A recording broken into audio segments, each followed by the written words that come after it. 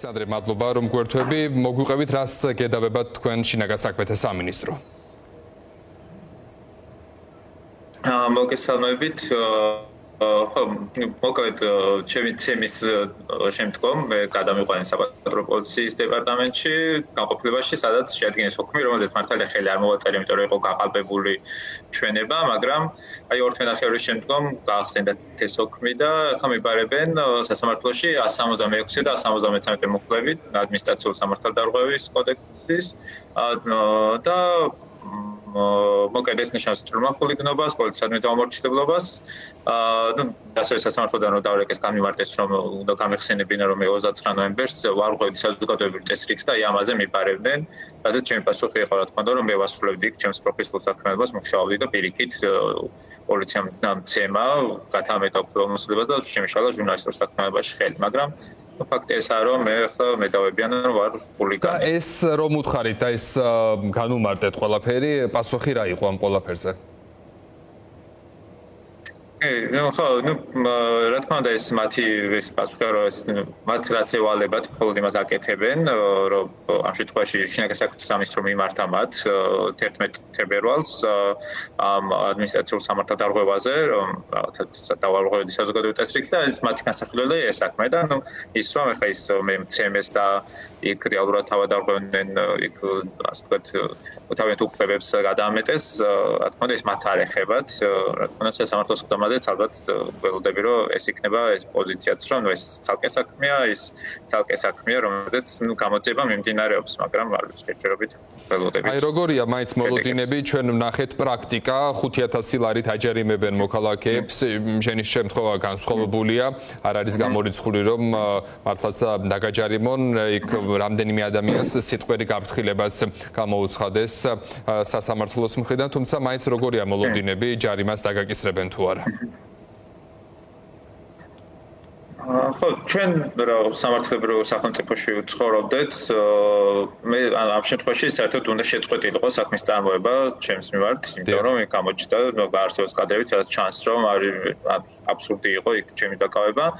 მაგრამ არ ვცხოვრობ სამართლებრივ სახელმწიფოში, შესაბამისად ჩემი მოლოდინით, რა თქმა უნდა არის რომ მე არ ამ შემთხვევაში მცნობენ სამართალდამრღვევად და მინიმუმ სიტყვერის შენიშვნა იქნება სავარაუდოდ ჩემი მოლოდინი ესეთია და რა თქმა უნდა ამ შემთხვევაში მათ აქვთ იმის უფლებაც რომ დამაკისრონ ჯარიმა, რამდენიმე 1000 ლარს ადამიანს ეს მოსამართლე შეუძლია განსაზღვროს, ასევე განსაზღვრულია ამ შემთხვევაში ადმინისტრაციული პატიმრობაც რამდენიმე დღით. ყველაფერს მოლოდინი მაქვს მე, ვერ ვიტყვი რომ ზუსტად რას შეიძლება გადაწყვეტოს მოსამართლე, იმიტომ რომ არ ვიცი ახლა ჩვენ რო ვიცოდეთ რომ ისინი რაღაც ფაქტებზე დაყნობით გადაწყვეტს, ამ შემთხვევაში რა თქმა უნდა მოლოდინი მექნება საერთოდ შეწყვეტენ წარმოებას, მაგრამ ვიცით რომ არ წყვეტენ ხოლმე ამ შემთხვევაში რა ფაქტებზე და არგუმენტებზე დაყნობით და ამიტომ არ ვიცი ყველაფერს ველოდები. ალექსანდრე, თქვენ სპეციალურ საგამოძიებო სამსახურში გამოიკითხეთ ხო უკვე რა ინფორმაცია მიაწოდეთ და თუ აქვს ამ საქმეს რაიმე ტიპის გაგრძელება, თუ მოყვა ამ ყველაფერს რაიმე ტიპის ნაბიჯები, იქ სათვალთვალო კამერები ამოიღეს თუ არა, რა გაგრძელება აქვს თქვენ საქმეს? ხო, მე რა თქმა უნდა მიმართე, დაახლოებით ერთვის თავზე მცნეს დაზარალებულადაც და რა ვიცი, გამოძიებელი ჩემპიონები მათი რაც შეძლოთ ყველაფერს გააკეთებდნენ. მე გამოვკითხეს, ჩამიტარდა ექსპერტიზაც, მაგრამ ჯერჯერობით არ ველოდებით ამ გვეუბნებოდნენ რომ რაღაცა მუშაობენ, აკეთებენ ყველაფერს. ამ შემთხვევაში არ ვიცი ზუსტად ბოლო განახლებები როგორ აქვთ ეს ბოლო რამდენიმე კვირის, თუ წაიწეს წინ თუ გამოკითხეს პოლიციელები ან ამოიღეს კამერები, ეს ზუსტად ვერ გეტყვით. ახლა ვაპირებთ რომ ჩვენ მიმართა უბრალოდ ჩემმა თქვა და ამ შემთხვევაში ველოდებით რომ ეს მოგვაწოდონ ეს საქმის მასალები და გავიგოთ რა აქვთ თვითონ გამოძიებას ის რომ რაღაცა ამ შემთხვევაში გამოვიყენოთ იმაშიც რომ აი თან პასუხი თუ არ აგებენ ჩემს საქმეზე ეს ადამიანები ყოველ შემთხვევაში მინიმუმ იმას მაინც მივაღწევთ რომ მე არ მაგებინოთ პასუხი ჩემივე ცემაზე. კი ბატონო, და აი თქვენ ახსენეთ ექსპერტიზა, რომელიც ჩაგიტარდათ, რა ტიპის დაზიანებები ჰქონდათ მიღებული და რა ჩაწერეს ამ დასკვნაში ექსპერტებმა, რომ გითხრათ უფრო მეტი, ანუ როგორ იძალადეს სამართალდამცავებმა, რა ტიპის დაზიანებები მოგაყენეს თქვენ? ხო, მე თავიდანვე იბრამესვე მოვუწეთ ეს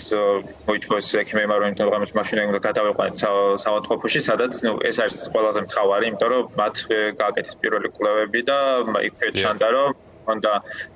ბევრს ან გარიგანდაზე მე საკმაოდ ბევრი მქონდა სახის არეზე და პლუს მქონდა ცხვირის მოტეხილობა რამდენიმე ადგილას, რის გამოც ასევე გადაუდებელად დამჭირდა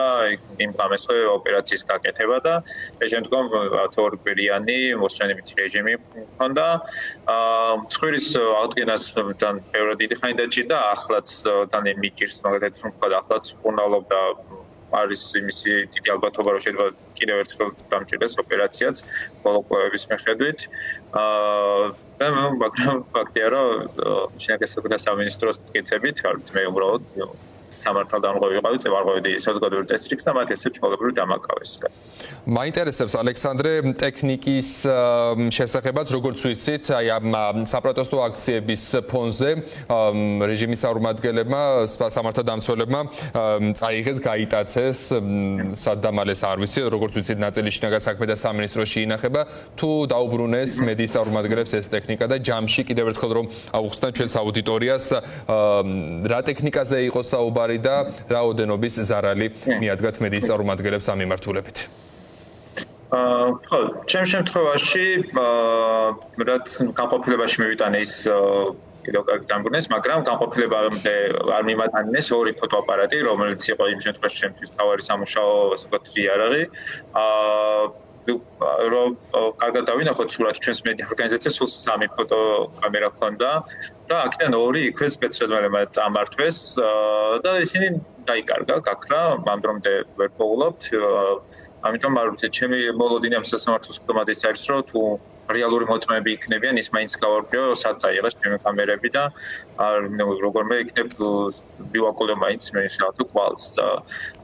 საკმაოდ ძვირადღირებული იყო, მე მუშაობდი როგორც ფოტოჟურნალისტი იმ მომენტში და რამდენიმე 1000 დოლარის ღირებულების ფოტოაპარატები დავკარგე მე. მაგრამ ეს რა თქმა უნდა, ჩემ შემთხვევაში არ ყოფილა გამონაკლისი, არაერთ ჟურნალისტს შეუშალის ხალხი და არაერთ ჟურნალისტი გაძარცვეს ფაქტობრივად, მათ შორის მაგალითად ჩემს ერთ-ერთ თანამშრომელს დაგლიჯეს ხელიდან iPhone-ი, ახალი მყიდი, რომელიც არ ვიცი, ჩვეულებრივ როგორც ჯიბის კურდებიან, რაღაც ქუჩის ყაჩაღები იქცენ ხოლმე, ისე დაარქვეს და გაიტაცეს და ისიც დაიკარგა იმის